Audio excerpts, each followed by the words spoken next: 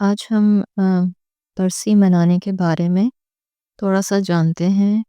کہ برسیاں منانا جو ہے وہ ہمارے دین میں کتنا صحیح ہے۔ برسی کیا ہوتی ہے؟ فوت شدہ کی موت پر 1 سال مکمل ہونے پر برسی کی رسم ادا کی جاتی ہے۔ اس موقع پر پھر سے تمام عزیز اور اقارب جمع ہوتے ہیں، افسوس کے الفاظ پھر سے دہرائے جاتے ہیں اور باقاعدہ دعوتی پیغام دیے جاتے ہیں۔ یعنی وہی غم دوبارہ سے دہرائے جاتے ہیں جو آپ اتنی مشکل سے بھولے ہوتے ہیں، اور پھر میت کی طرف سے اس خاص موقع کے لیے سالانہ جوڑے تیار کیے جاتے ہیں۔ یعنی وہی بوجھ پھر سے اٹھانا پڑتا ہے، اور پرتکلف کھانے بنانے وغیرہ یہ بھی ایک بوجھ ہے، اور بعض گھرانوں میں تو یہ سلسلہ جو ہے وہ سالہ سال ہی چلتا رہتا ہے۔ پھر بدعات کی شرک کی حد تک بڑھے ہوئے نظارے ہمارے ہاں بزرگوں اور نیک لوگوں کی قبروں پر دیکھنے کو مل جاتے ہیں۔ یہ سب وہ بزرگ اور نیک ہستیاں تھیں جو ہمیں توحید یعنی ایک اللہ کو ماننا اور اتباع سنت یعنی رسول اللہ صلی اللہ علیہ وسلم کی تعلیم کی پیروی کرنا اور اس پر لگا کر گئے تھے، اور جنہوں نے اپنی زندگیاں لوگوں کو شرک کے دلدلوں سے نکالنے میں صرف کر دی۔ انہی کی قبروں پر مقبرے بنائے جاتے ہیں، مزار تعمیر کیے جاتے ہیں، اور انہیں گلاب کے عرق اور دودھ سے دھویا جاتا ہے۔ خوبصورت چادریں اور غلافوں سے انہیں سجایا جاتا ہے، رنگ برنگے کپڑے ڈالے جاتے ہیں، اور دھاگے وغیرہ ان مزاروں اور ان کے ارد گرد کے درختوں پر باندھے جاتے ہیں، اور وہاں کے پتھروں کو بھی متبرک مانا جاتا ہے، یعنی وہ بھی بابرکت پتھر ہیں۔ اور بہت سے آنے والے لوگ ہاتھ باندھ کر اور سر جھکا کر نہایت عاجزی سے ان مزاروں پر حاضری دیتے ہیں۔ نیز وہاں پہ قوالیاں کی جاتی ہیں، عرس منائے جاتے ہیں، میلے اور تمام غیر شرعی پروگرام جو ہے وہ منعقد کرانے کے لیے باقاعدہ فنڈ اکٹھا کیا جاتا ہے، جس کے لیے مزار کے گرد و پیش میں ڈبے رکھے ہوتے ہیں، تاہم کہ جب بھی کوئی وہاں پر آئے تو اپنے حسب توفیق نیک کاموں کے لیے حصہ ڈال کر ثواب کمائے۔ یعنی ایک تو وہاں پہ جا کے یہ سب کام کرنا جو ہے وہ شرعی غلط ہے، اوپر سے لوگ اس میں پیسہ بھی اپنا انویسٹ کر دیتے ہیں۔ اگر انسان ایک برائی کو نہیں روکتا تو پھر کیا ہوتا ہے؟ اس سے دوسری برائی جنم لیتی ہے، اور دوسری برائی سے تیسری برائی، یہاں تک کہ وہ برائی جو ہے وہ پھر ہمیں برائی نہیں لگنے لگتی، بلکہ ہم اسے رسم کا نام دے دیتے ہیں، یا ہمارے ہاں تو یہ سب کرنے کا رواج ہے۔ خاص کر کے جب گلاب کے عرق اور دودھ سے مزاروں کو دھونے کی رسم ادا کرنے والوں کو یہ خیال کیوں نہیں آتا کہ یہ بدعت ہے ہی نہیں ہے، بلکہ انتہائی درجے کا اسراف بھی ہے۔ یعنی اتنا زیادہ دودھ آپ وہاں پر ضائع کریں گرا کر، یہاں ملک جہاں بہت سے لوگ خصوصاً بچے جو ہیں وہ غذائی قلت کے سبب کمزور ہیں اور کم عمری کی اموات کا شکار ہیں، وہاں بیش بہا نعمت کو یوں ضائع کر کے ایک بہت بڑا گناہ جو ہے وہ کیا جا رہا ہے، بجائے یہ کہ آپ وہی دودھ جو ہے وہ چھوٹے بچوں کے لیے پرووائڈ کر دیں،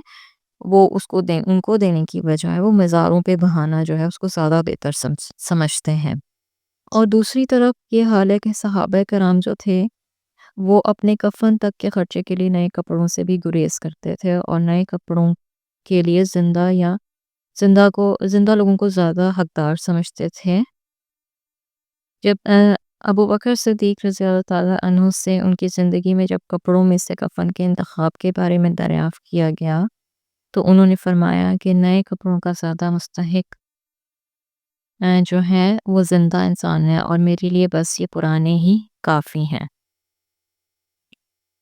اب سوال یہ پیدا ہوتا ہے کہ یہ رسومات اور بدعات ہمارے دین کا حصہ کب بنی؟ یہ چند مہینوں یا سالوں میں نہیں ہوا، بلکہ اس میں صدیوں کا عمل دخل ہے جو ہم نے غیر مسلموں کے ساتھ مل کر گزاری ہیں۔ یہ جب ملا جلا معاشرہ ہوتا ہے اور تو وہاں پہ اس طرح کی رسم و رواج جو ہے وہ عام ہونے لگتی ہیں اور ایک دین سے وہ دوسرے دین میں انٹر ہو جاتی ہیں، اور پھر وہ ان کے دین کا حصہ بن جاتی ہیں یا کلچر کا حصہ بن جاتی ہیں، اور پھر ان کو لے کر انسان جو ہے وہ اتنی دور نکل جاتا ہے کہ وہ شرک تک چلا جاتا ہے۔ یعنی یہ چھوٹے چھوٹے جو راستے ہیں وہ آہستہ آہستہ جا کے شرک کو، جو بہت بڑا گناہ ہے، اس سے جا کے مل جاتے ہیں۔ اور ہمارے ہاں جو سب سے بڑی بدقسمتی ہے وہ یہ ہے کہ لوگوں کو تعلیم سے بھی دور رکھا گیا، ان کو جہالت کے اندھیروں میں ہی پڑا رہنے دیا گیا۔ اس کے علاوہ بت پرستی اور کفر و شرک میں ہماری جو گھری ہوئی قوم ہے اس کے ساتھ صدیوں یکجا رہنے سے، ہمارے ساتھ جو قوم ہے اس کے ساتھ رہنے سے ہمارے اندر بہت سے رسم و رواج اور شرکیہ افعال جو ہے وہ غیر محسوس طریقے سے ہمارے اندر آتے چلے گئے، اور جب آزادی ملی تو قوم ظاہری اور دنیاوی تعمیر اور ترقی کے منصوبوں میں مصروف ہو گئی، لیکن دین کا کام کسی نے بھی نہیں کیا۔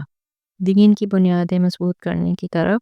توجہ بہت کم کر دی، اسی لیے دین کی عمارت کی تعمیر جو ہے وہ صرف بیسک حد تک ہی رہی ہے اور اس سے آگے نہیں بڑھ سکی،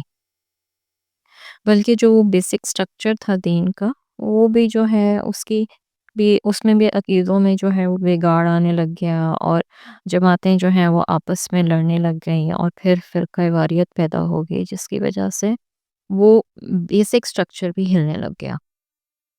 اب یہ ہے کہ ہمارے ملک میں کچھ لوگوں کی وجہ سے تھوڑا سا جسے کہتے ہیں چینج آ رہا ہے، خصوصاً تعلیم یافتہ جو طبقہ ہے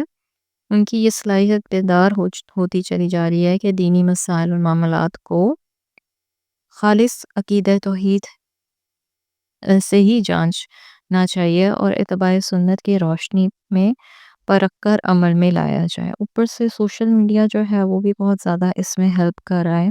اور بھی بہت سارے لوگ جو دین کو بہت اچھے طریقے سے جانتے ہیں وہ آگے جو ہے لوگ تک پہنچانے میں اس میں مدد کر سکتے ہیں۔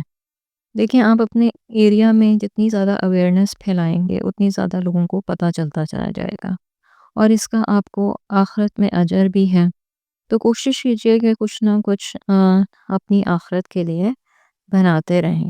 اور اس پر کام کرتے رہیں، اور لوگوں کے اندر تعلیم جو ہے اس کو عام کرتے رہیں، چاہے وہ دین کی تعلیم ہو، کیونکہ آخرت میں تو یہی تعلیم جو ہے وہ سب سے زیادہ کام آنی ہے۔